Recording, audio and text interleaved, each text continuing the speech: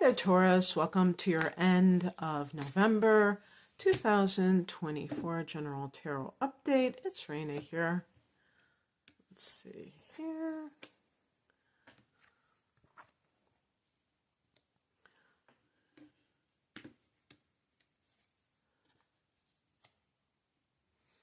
Interestingly, I'm thinking about this period of time because when was that supermoon? So that wasn't too long ago that we had that supermoon. I'm recording this on the 22nd of November. That was just the other day, wasn't it? I can't, time goes so quickly. I don't even pay attention. Oh, the 15th, I think it was, of November. So here, oh my gosh, that was a week ago. It was last Friday that we had this. So this was that was kind of the middle of the month. And so the reason I say that is because that was, in your sign, and that means that the sun was opposing it from the 7th house. So I was just thinking, did you have relationship issues?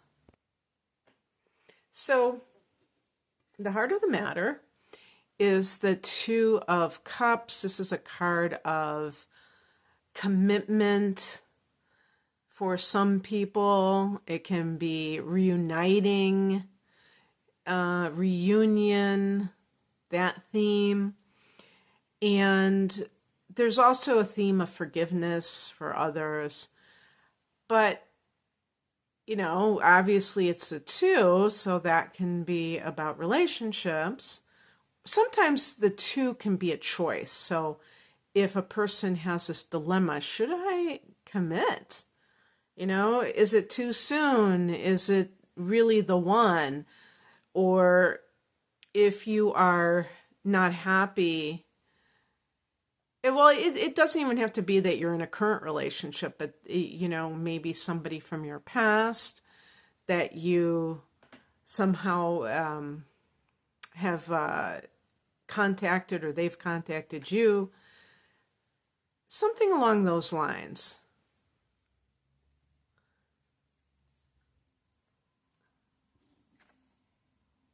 So I don't know, maybe this reading won't apply to everyone, but if it does. Now, in the past position, we have the Emperor, and I picked it reversed, so I'm just holding it up so you can see it better.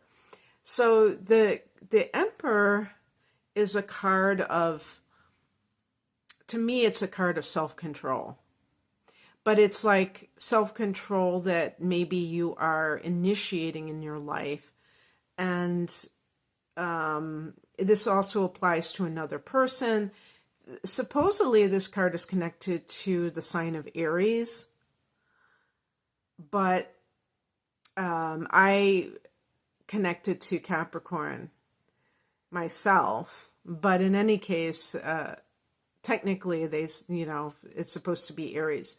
But this is reversed, so we're going to talk about the opposite of that. This is about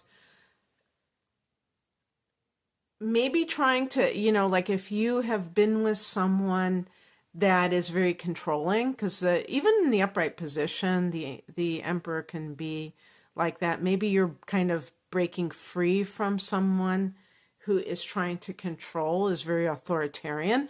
By the way, the Emperor can also be a father, and it can also be like a judge, I think.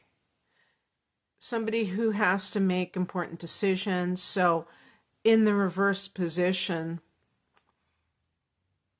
it might even be that a legal case is not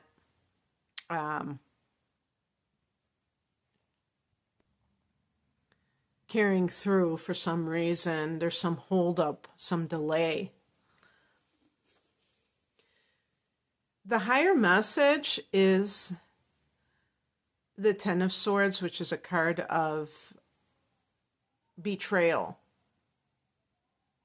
So for instance, I mean, if I was thinking of daddy issues, and then not to make fun of that, but Like if you're coming from a past where you had a father who was very controlling, authoritarian, it may, and you've found somebody that you really might feel like you want to commit to.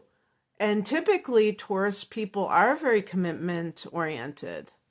There could still be fear surrounding that, like that it's the higher message is this energy of what do you call it, like being betrayed. And so whether this is some past person who did that to you, or if it comes from even longer ago, like I said, like childhood and maybe a father and that type of thing, where you felt misunderstood. And betrayal isn't just about, when someone's cheating. It can be putting trust in someone and then feeling like they let you down. And this happens, when we have parents and we trust them with our hearts, and then maybe like on a consistent basis, that parent hurts us over and over again. Over time, you begin to feel like you can't trust that parent. But what happens? A person can kind of like they call it like overgeneralization, I think it's called, where then you feel that way towards anybody who is maybe of the same gender or what have you. This happens a lot too with bosses. People have problems with one of their parents, like an authority figure, and then they kind of project it onto their bosses or other types of authority figures, and it's very hard for them to get along with such people. But these are the kind of things that when you become aware of them, you can really catch yourself. I don't think it's something that it's like, oh, okay, you're doomed. You're always going to be like that. That's why I like to bring up these issues, because I feel like knowledge is power. So anyway, what crosses you is the Queen of Wands. It's funny because this could even be described as a female counterpart of that kind of authoritarian. You see the fire element. Aries is a fire sign, but this is a woman. They say it's Sagittarius. I always say Leo because of the sunflower, and just because I always associate, the royalty archetype with Leos. So, but anyway, the point is like the female counterpart of the emperor, and in the minor arcana, I should say too. And what does that mean? Well, it could mean disempowerment within yourself, that you do not, like, in other words, maybe if you're having a difficult time deciding whether or not you can put trust in someone, it could be because you really don't trust yourself. You don't trust yourself to be able to, be able to assert yourself and all of that stuff. Because, like I said earlier, the twos can be choices that you have to make.